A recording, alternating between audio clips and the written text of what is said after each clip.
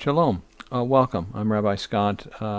This is Beth Yeshua Messianic Synagogue's midweek Torah study. We do these Torah studies from our home. This week we had a little bit of a glitch in the online recording, and so we had to re-record it. So you're getting take two, which hopefully will be an improvement, or at least fix the glitch. Shalom. Welcome. We have these online teachings, including the midweek Torah studies, and also the Revelation series is online on this YouTube channel. Also, we have our Shabbat services, which are posted online, and you're welcome to join us at any of these, or also join us in person here in Fort Myers if you're local.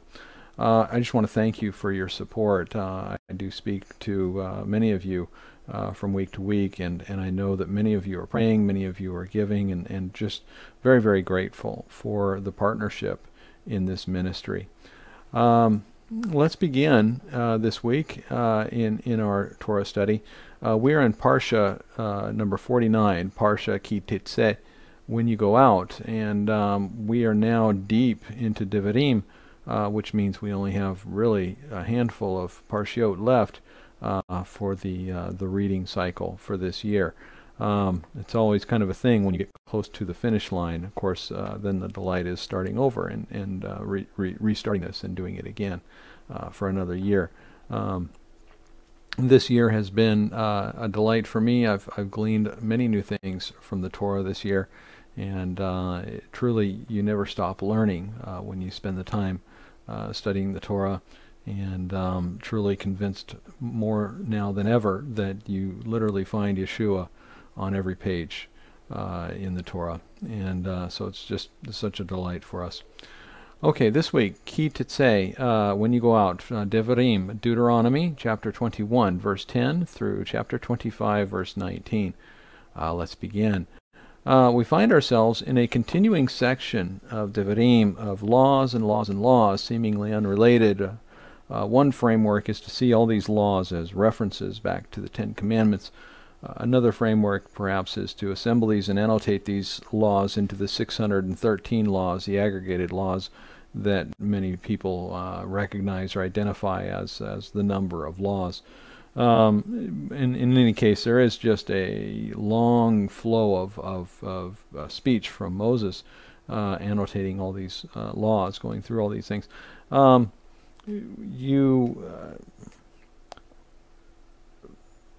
Starting in Devarim, Deuteronomy chapter 12, running on through, I think, 26, maybe the end of this Parsha, and maybe a little bit into the next, we see these laws just coming one after the other with some examples, some kind of peculiar, sometimes very specific, sometimes examples of what this law means, or how to observe this law and this kind of thing. It's very much sort of an adventure in little bits and pieces, all reflecting the same continuous flow. One of the ways to analyze this framework is to tie all these things back to the Ten Commandments, to interpret each of these paragraphs or lines of a law, and look at it through the lens of the Ten Commandments to gain some insight and understanding. That's certainly a very good exercise, and there's a lot to be gleaned from that. But in any case, here we are coming down to the end of this peculiar section, and just a review of what is mentioned here in this parsha. Do not slight the firstborn of the hated spouse. That there is a beloved spouse and an unbeloved or non-beloved or a hated spouse. Obvious reference back to Jacob and Rachel and Leah. Speaking of the inheritance rights of the firstborn, and even before that, of course, I missed one little point, and that is the reference to when you take a captive. If you find a captive appeals to you, then you're allowed to take her as a wife, and there are some restrictions and instructions on how you do that. Okay, so moving on, getting back on track here. I got those two out of order. Sorry about that. Moving on. We have instructions about the stubborn and rebellious son. We have instructions about even after discipline, he is to be stoned. We have instructions about what you do when you hang a man on a tree, that a man hanged on a tree is cursed. Again, an obvious reference, of course, to Yeshua. The idea being that the man crucified or hung on a tree cannot bow down in repentance, that as he enters the final stage of his life, that he wasn't able to repent. So that's the kind of the curse. Continuing on, lost things are to be returned to their owner. Then we have laws and discussion about the mother bird. Don't take her in her moment of vulnerability. The idea being, when can you catch a bird? And most people can't catch a bird, and it's very difficult to catch a bird, but when she's defending her nest is the time that you could take her in front of the chicks, literally over the chicks is kind of one way of reading the Hebrew in that text. Likewise, don't build a fence around your roof, it says. Don't mix wool and linen. Make sure you tie tzitzit on the four corners of your garment. Then we have laws about a man who falsely accuses his bride of not being a virgin when he marries her. The woman who has indeed had a premarital relationship is to be stoned. Adultery requires stoning. If a woman commits adultery, the man and the woman are both to be stoned. Fornicators should be put to death. Sexual assault victims are spared, but the perpetrator is put to death. One should not marry his father's wife. The Ammonites and the Moabites are prohibited from joining the assembly. Then we have some hygiene and purity of the camp. The escaped slave is to be cared for. The employer is to pay his workers on time. The treatment of the debtor and the interest laws, the laws of divorce. Some instructions on transgressions of a Torah prohibition and procedures of Yibam, the levirate marriage, the wife of the deceased brother, and a peculiar little exercise with a shoe. And then the Parsha finishes with this: remember Amalek, remember and blot him out from the entire earth. So that's the kind of rundown of laws in this Parsha. A couple items I'd like to walk through with you. I'd like to go back and kind of review with you this week. First of all, a couple comments about these laws of stoning. Sometimes people will complain about the Torah and about the laws of Devarim and the rest of the Torah, the rest of the laws. Sometimes people will complain that these laws seem irrelevant or anachronistic, barbaric even. Here's a good example. The rebellious son is to be taken and stoned, or another one is a virgin is taken by a man in a city, and because she didn't cry out, she's to be stoned. If she had cried out, somebody in the city would have heard her and come and rescued her. But if it happens in the country, she won't be stoned because she could have cried out and nobody would have heard. But definitely in the city, if the woman is afraid to cry out and doesn't cry out, then that's evidence of her guilt, and so she's stoned. And so, the question is, how do you handle these laws? These sort of they certainly feel arcane and barbaric to our understanding. Well, in the first place, the truth of the matter is we live in a civil society. We live in a civil society with laws as such that if I were to stone my rebellious son, if my son was rebellious, if I were to stone him, I would be taken in on charges for murder or manslaughter of some kind. Also, this requires the testimony of a parent. A parent would have to testify to the rebellious nature of the child, and to me it does reveal something of the parent. What kind of parent would testify in order to convict their child, in order that the child might be stoned? There's something a little cold and disconnected about that activity. Even a deeply rebellious child. Is this really what the Torah is instructing us to do? Well, one clue in this is in the phrase, he's a glutton and a drunkard.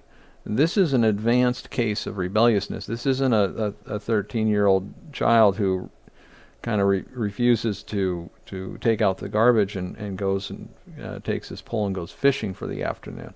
This is a degenerate adult beyond that of just immaturity and disobedience. The presumption is that he will eventually come into some way, that this is his path. He's on a trajectory. He will eventually fall into a transgression that does indeed require the death penalty. He will rob or steal or kill or somehow do something that would, because of this presumption, he will effectively do something because this is his life's path. This is his way.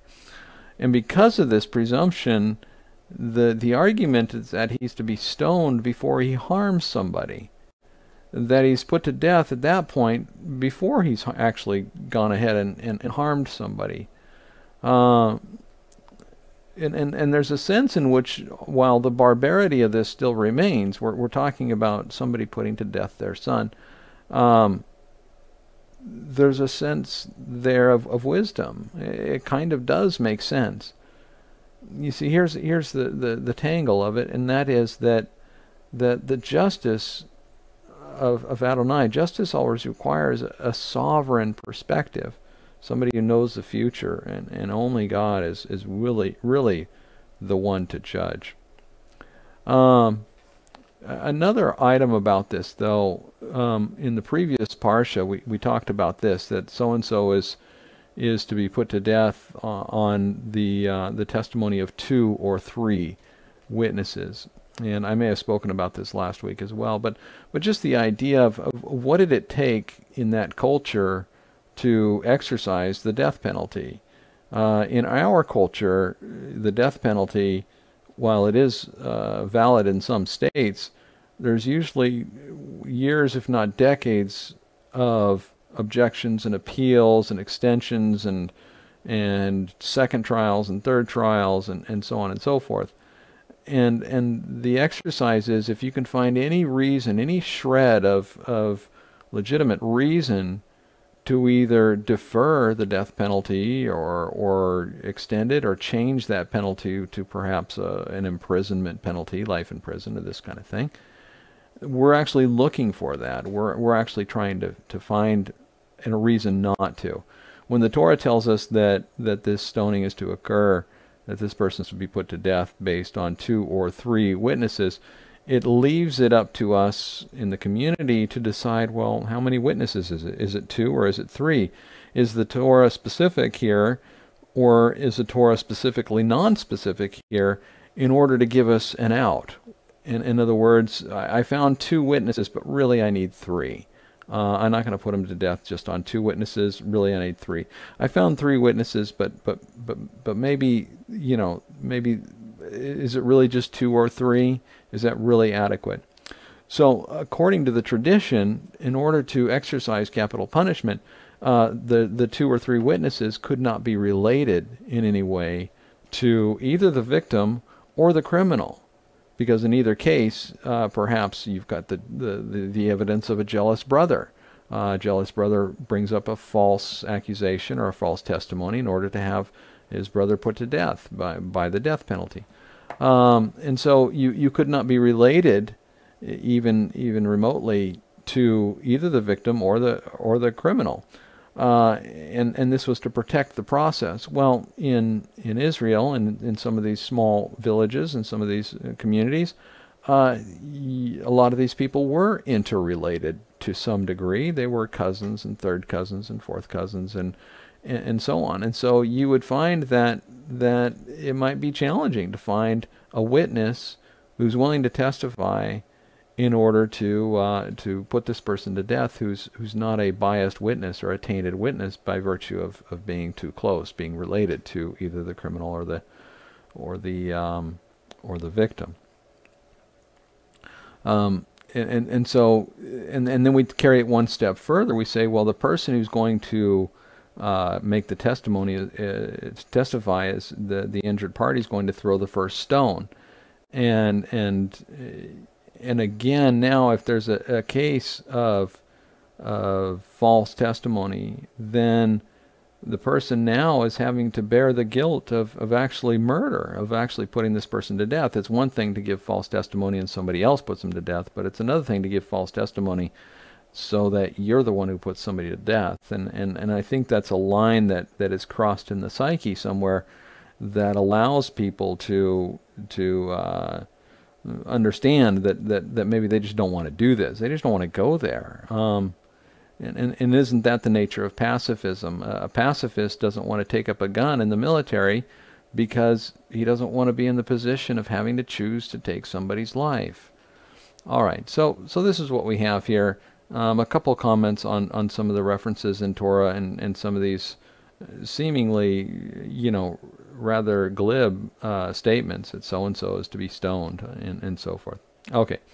Immediately after this passage of the rebellious son being put to death, immediately after this passage, we have the person who is put to death is hung upon a tree. He is lifted up and hung upon a tree or a stake. And it says this, that it is a symbol of the curse. Cursed is the man who is hung upon the tree.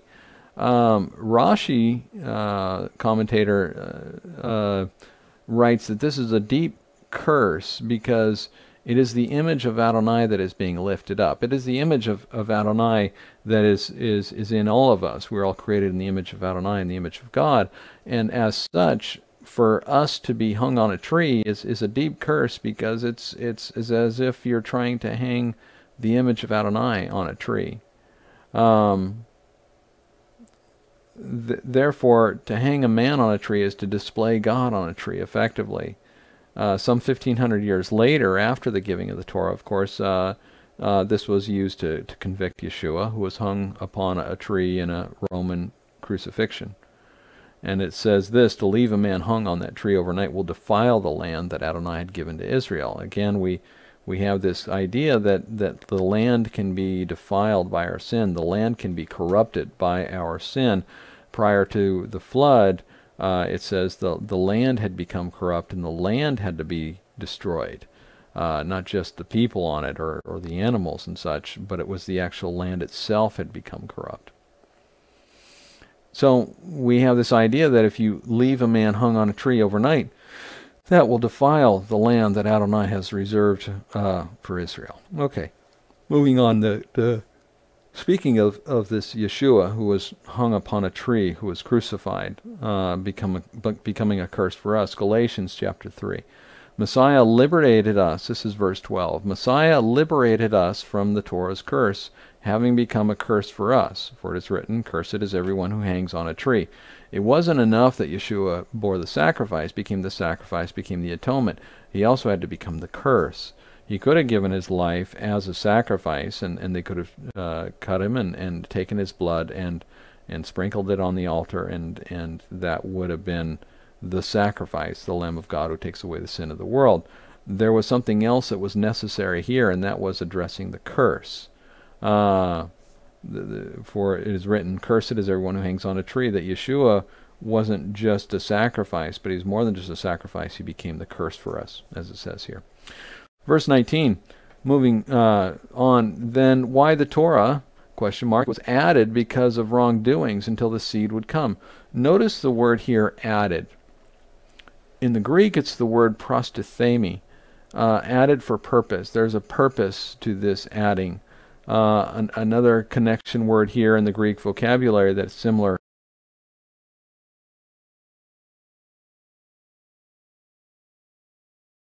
The end of the law, it says in Romans.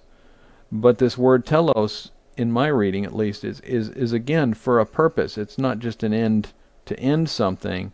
It's the finish of it for a purpose, or the gain or accomplishment of it for a purpose.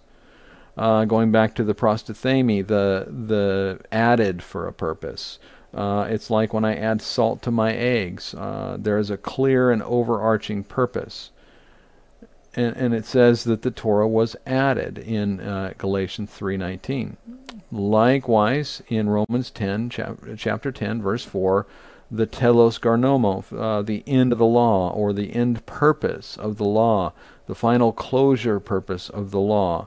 In both of these references, I want to bring to your attention this idea of purpose. What is the purpose of this? Or at least let's start with this, that it has a purpose, that there is a adding to the law for purpose, adding for purpose, and there is an end or finish line or closure line or accomplishment line to the law for purpose. There is a purposefulness to the end of the law. It's not just that the law was shut off or discontinued.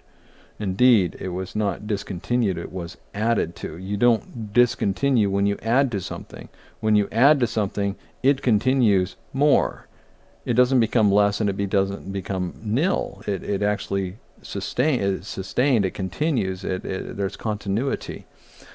All right, next I'd like to circle back to the portion that addressed the man with two wives. So we have in our parsha the reference to a man with two wives, one loved and one unloved. If you want a reference for this, you're looking for Devarim, Deuteronomy chapter 21, verse 15.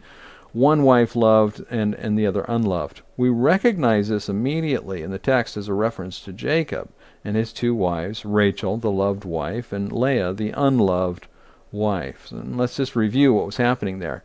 Both bore Jacob's sons, and let's take it this way and address it from here.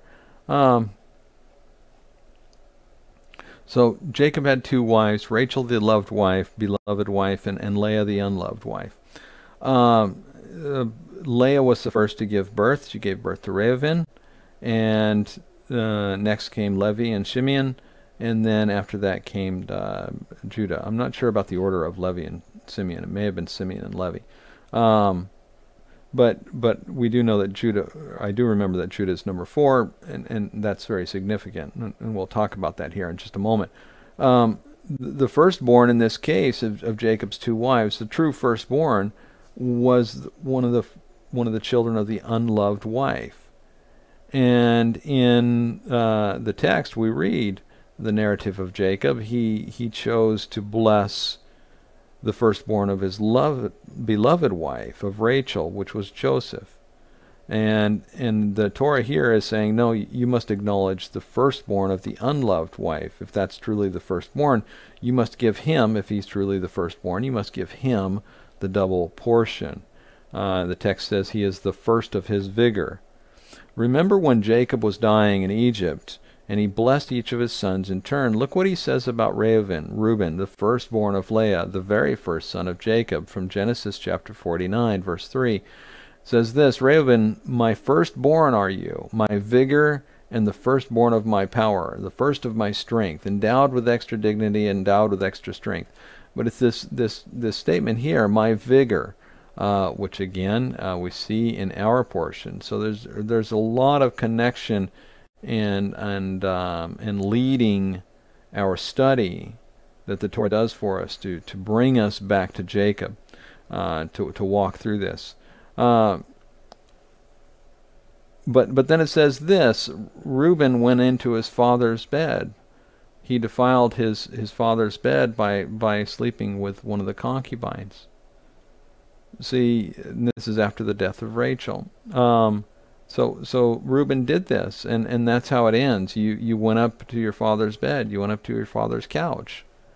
And so Reuben, the firstborn, the vigor and strength of Jacob, is going to be passed over for the position of firstborn, for the Bechor, which is the Hebrew word for Bechor.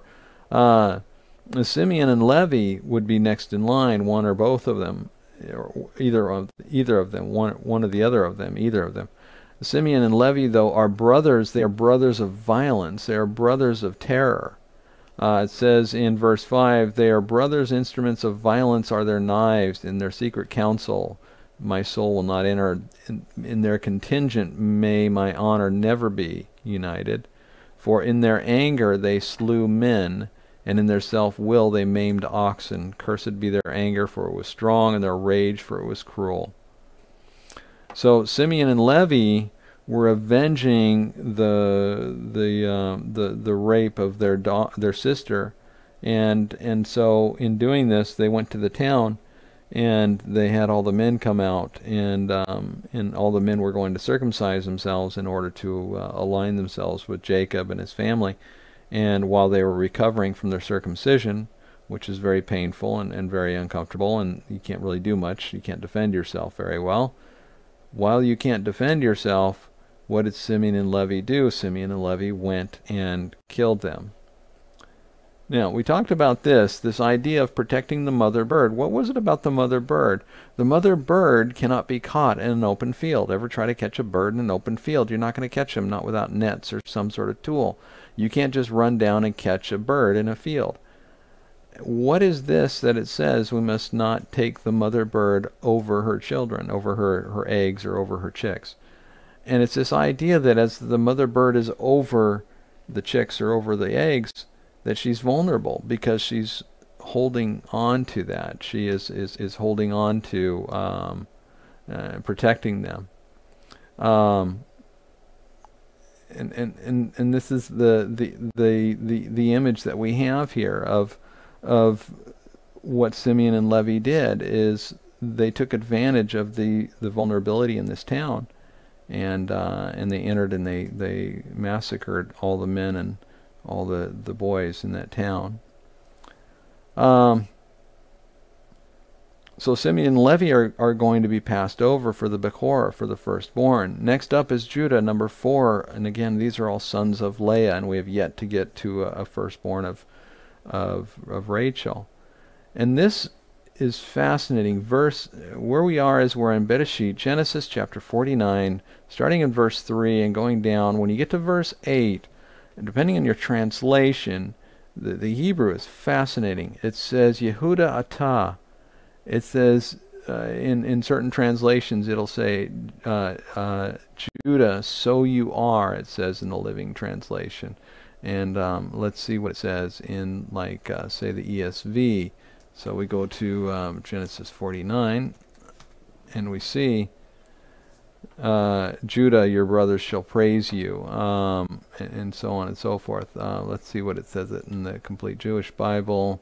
We'll go Genesis 49 likewise and pull this up real quick here. And it says, Yehuda, your brothers will acknowledge you. Your hand will be on the neck of your enemies. Well, yes, that's a good way to say it, but there's more going on there that's getting missed. It says Yehuda Atah Yoduka Hecha. This is Yehuda Atah, Judah, you. And I think the Tree of Life version does a good job here. Judah, so you are. Your brothers will praise you. And it's that Yehuda Atah. In other words, I would say it's almost like you, or you are. Yehuda, you, your brothers will praise you. And it's this idea that it's you. You're the one.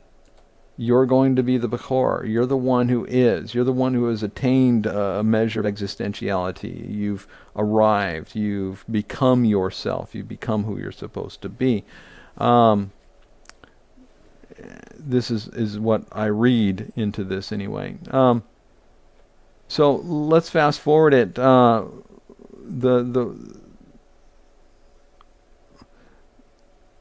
When Jacob had his son Joseph, and his son Joseph had grown, Jacob gave Joseph a coat, a special coat. And when Joseph was reporting on the brothers and how they were doing in the field, they determined that they would take Joseph, and they took his coat that his father had given him, and they sold Joseph off to be in slavery in Egypt. They took his coat, the special coat, and the coat signifies a double portion. The coat itself signifies a double portion of the Bechor. In other words, it's the idea that all the children have coats, but Jacob's coat is a second coat. It's a double portion. It's a special additional coat. So they took this coat and they dipped it in animal blood. They killed a goat, and they dipped the coat in the blood, and then they brought it to Jacob, the father. And they had this profound statement here, hakerna, which means recognize. Do you recognize? From Bereshit chapter 37, do you, verse 32, do you recognize this? And then it's the yakir, do you recognize again the same root that we're dealing with here? What is it about the coat? It is an added coat. Why is it an added coat? Because Jacob had determined to make Joseph the Bechor. And here's a point that I was getting to. What does Joseph mean in Hebrew? In Hebrew, it's Yosef. What does it mean? It means added. The word actually means added, increased, additional, as in an additional portion, as in additional. What is it that the Jews have had for over the children of Jacob, the people of Israel? What is it that they have had for 3,500 years that defines them? What is it that they have had that makes them peculiar and different than the other nations of the Gentiles? Well, it's the declaration of Adonai that you are my firstborn nation. Adonai says of Israel, you are my firstborn nation. What do you get as a firstborn? What does a firstborn get? The firstborn always gets a double portion. What is the added portion? If the added portion for Joseph was the coat, what is the added portion for the people of Israel, for the Jews? There's a lot of analysis and discussion on this, and some very great minds have worked through this, and I appreciate that. For me, in my reading, it's the Torah. The Torah is what was added. And here, I'll walk you through this.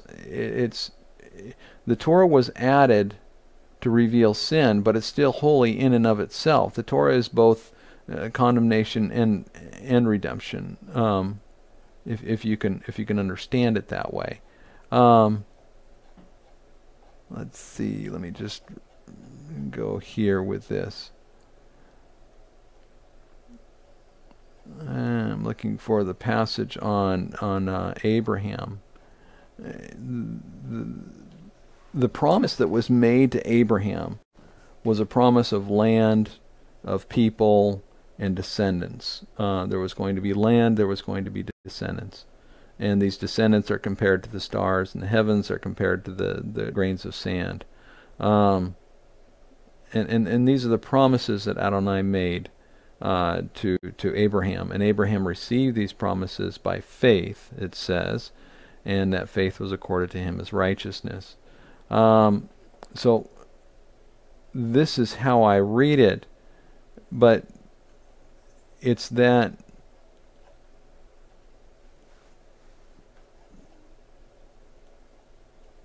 in Galatians we have this point. The children of Abraham,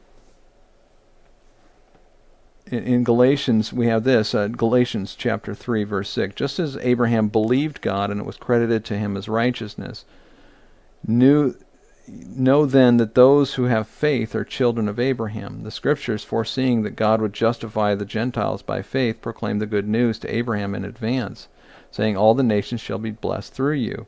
So then the faithful are blessed along with Abraham the faithful one. And those who have faith are children of Abraham. It is the Torah that is added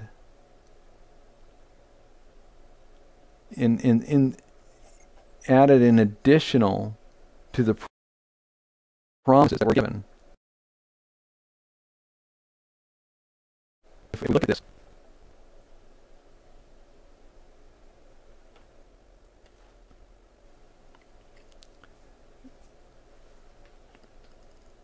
it says, all nations will be blessed through you. Again, this is all the faithfulness that is given to Abraham. But this faithfulness is added to with the receipt of the Torah during the time of Moses. And so I would ask this question. Is it the children of Abraham who are under Torah, or is it the children of Moses? Well, obviously the law was added to the promises given to Abraham, because it was under Moses that the Torah came. We have this in Romans 7, where it says, I find this principle, that I delight in the Torah of God. The Torah is holy in and of itself. It's both condemnation and redemption. It's the double portion If you accept the end of the Torah, which is Yeshua, then it's redemption. If you don't accept the end of the Torah, which is Yeshua, then it becomes its own condemnation. And we see this demonstrated in Romans 7. There are many commentators who read the book of Romans and focus on the debate around the law or the Torah to the conclusion of whether the Jews are still bound to keep the Torah or whether the Gentiles should be compelled to keep the Torah, with the Christian tradition teaching largely that the Torah was rendered obsolete with the death of Yeshua. Of course, our perspective is counter to this. But regardless of this, I believe, and there are some commentators that will also discuss this, the thrust of Romans, the underlying theme of Romans, is how Jews and Gentiles get along together, how this all works together, how this all fits together. In the first chapters of Romans, we have this: the Jews are not to be arrogant. They are condemned under the law if they cannot keep the law. And likewise, then we find out the Gentiles are not to be arrogant because they're grafted in.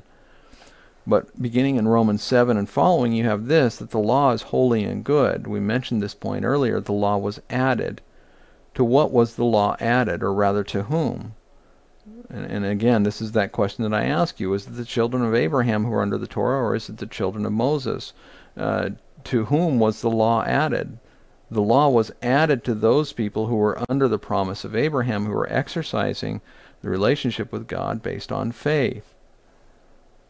And just as Abraham believed God, it says in Galatians 3, chapter 3, verse 6, just as Abraham believed God, and it was credited to him as righteousness. Know then that those who have faith are children of Abraham.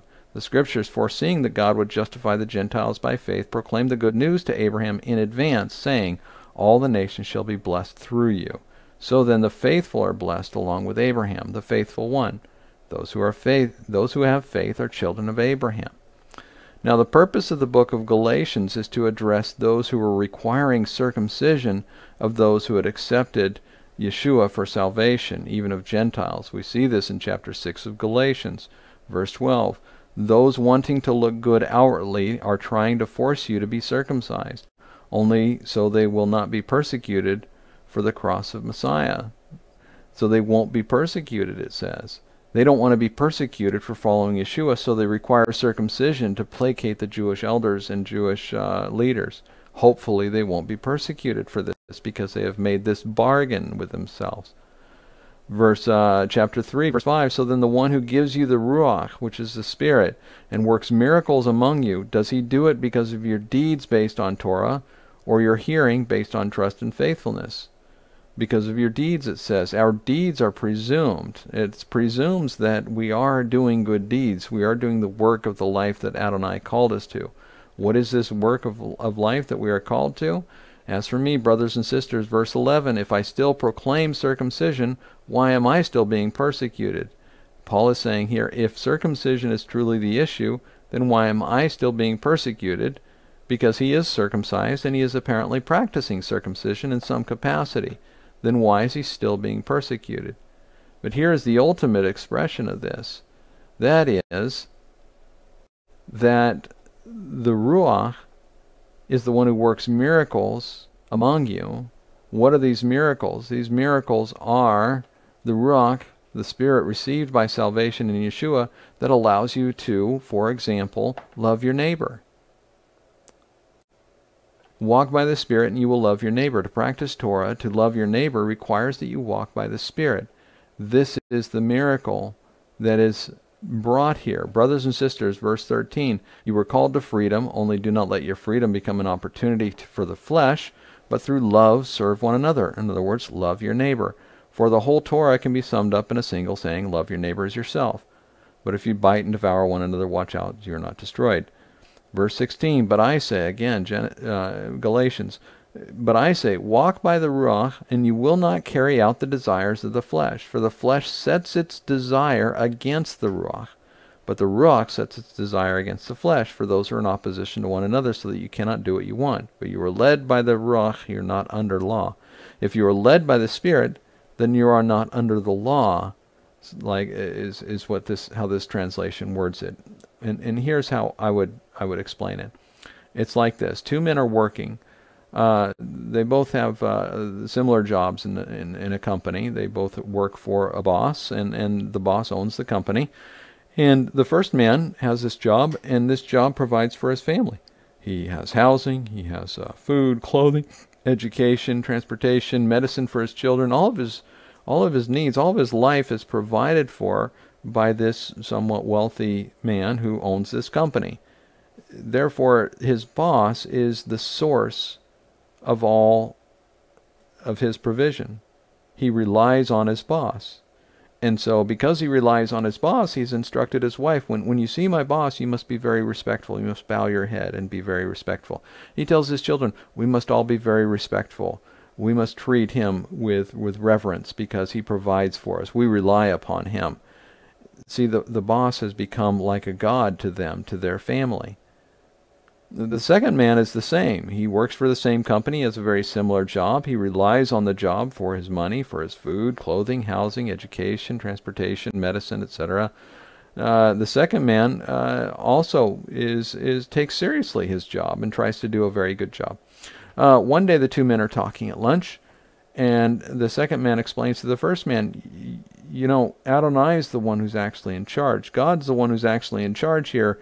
And our boss is our boss, but actually God is over him. The one we really rely upon is God. God should be the one who's ultimately in charge, and he's the one we ultimately should rely upon. We should depend upon him. And the first man shakes his head and finds that all very compelling and interesting, and so he goes home.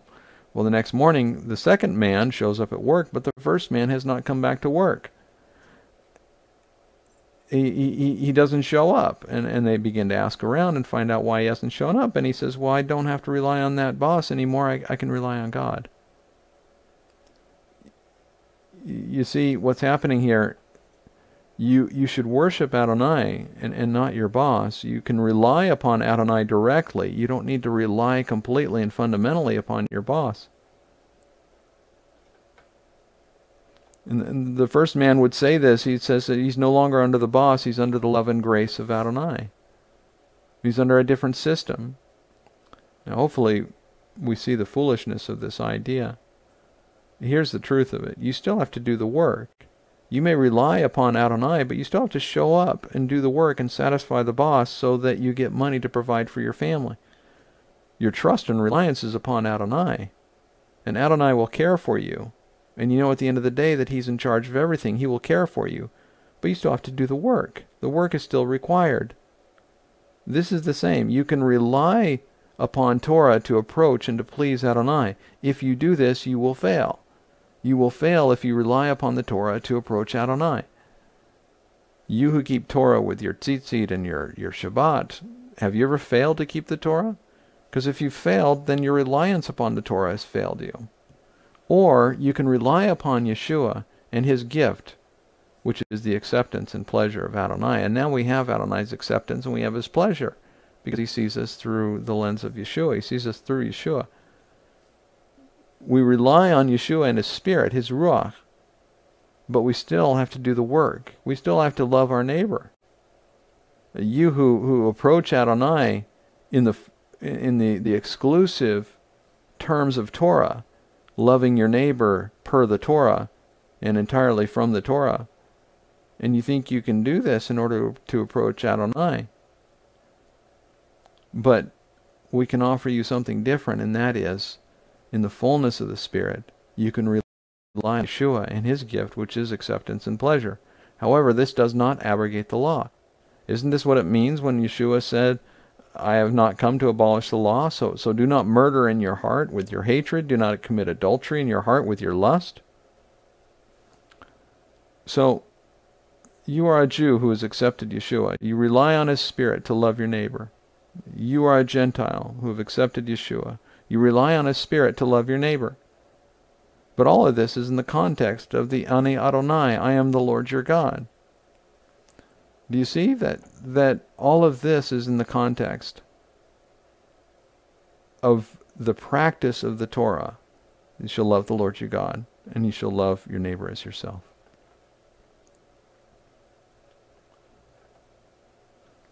Going further with this parallel with the unloved wife and the beloved wife, we are not the unloved.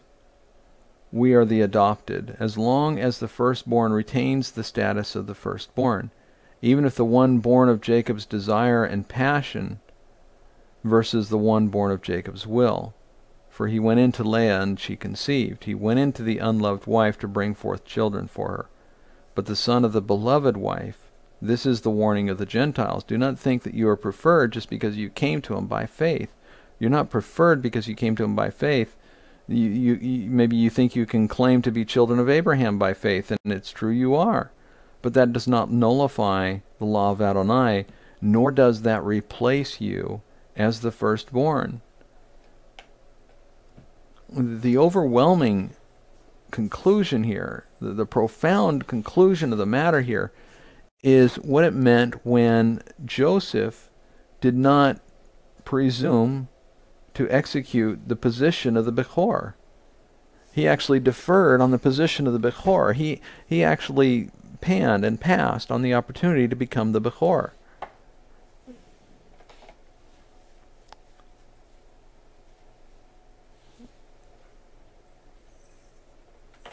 It is not the children of Abraham who are the firstborn among the nations of the kingdom of Adonai. It is the children of Jacob who are the firstborn among the nations of the kingdom of Adonai. It is the people of Israel. It's in the Torah and Shemot, Exodus chapter 4, 22, where Adonai first calls Israel his firstborn son. You are to say to Pharaoh, this is what Adonai says, Israel, my son, my firstborn. The Torah was added to Abraham's faith.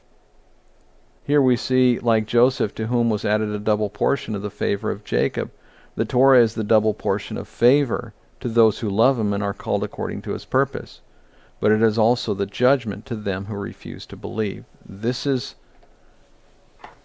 the point of it. The Torah points to Yeshua. Yeshua is the end or the conclusion, the final purpose, as I spoke of earlier, the final purpose of the Torah. And that purpose is a blessing to those who accept him. It becomes the double portion of favor to them who accept him.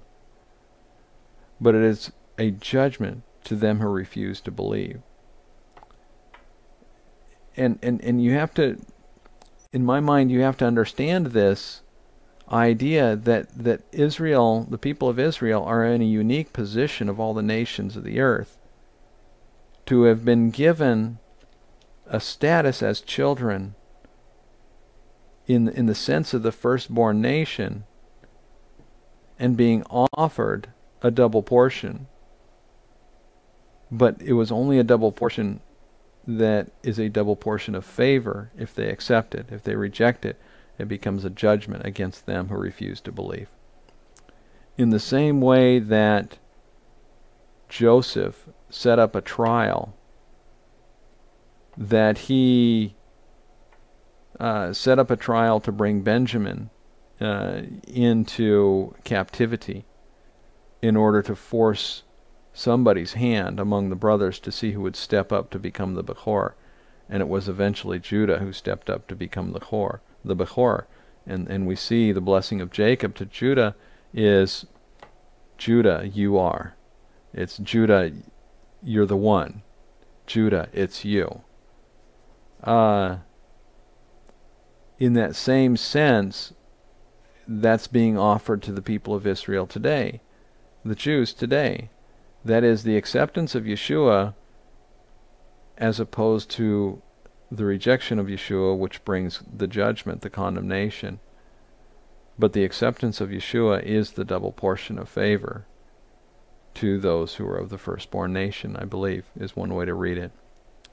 The Torah brings simultaneously redemption to those who are who have accepted Yeshua, and brings condemnation to those who have rejected Yeshua. We who have accepted Yeshua, whether we are Gentile or Jew, doesn't matter so much, except that we all have a role in the kingdom. There's a special peculiarity to the adopted son. There's a special peculiarity to the firstborn, the natural born son or daughter. We all have a place in the kingdom of God that is legitimate, and in places we understand that even the Gentiles will bring sacrifices when all is put right. So there's no second-class citizenship here. It's just that that Adonai has chosen a people to become the firstborn of his nations in his kingdom, in order that these people might be a blessing to all the rest. And that's the truth of it, is the role of Israel is to be a blessing to all the nations on the earth. And that blessing is in Yeshua. It is not just that Yeshua came and was born of that people group, born of the Jews. He's the Jewish Messiah. It isn't just that he was born. It's that as the people of God, that they would have and they would be a blessing to all the nations of the earth. But this only receives its power and fulfillment in Yeshua. And so, of course, that's what we're waiting for, and that's what we're anticipating and hoping for among all of Israel, is for the salvation of Yeshua. So, again, as Paul writes, I delight in the Torah of God. I find this, that I with my mind, Romans 7, with my mind I serve the Torah of God, but with my flesh I serve the law of sin. This again is this idea that the purpose of the Torah is to be a delight, but if I can't keep the Torah, then it becomes its own kind of judgment. And that's why we need the Spirit. The Spirit guides us into all truth, and the Spirit allows us to keep the Torah and to observe the Torah. It's not about the Yeshua being the end of Torah. It's about Yeshua being the accomplishment of the Torah, the conclusion of the Torah, and that, of course, is extended to us by His Spirit. So we find this all evident and true in this modern age, in this modern day, and will become and continue to be just a very important truth and something we're working out. This idea of the Jews, Messianic Jews, being those who believe in Yeshua, being the firstborn among the nations in the kingdom of God, and what that looks like and how that's processed. So if you would like to discuss this further, that concludes the teaching this week. And if you'd like to discuss this further, please leave me a comment. In the meantime, these are very interesting times, of course, on the earth. And I would just pray that you be safe, and that the Lord would bless you and keep you in all that you do and everywhere that you go. If there's anything we can do for you, please let us know. Please stay in communication, and just be blessed. Shalom, shalom.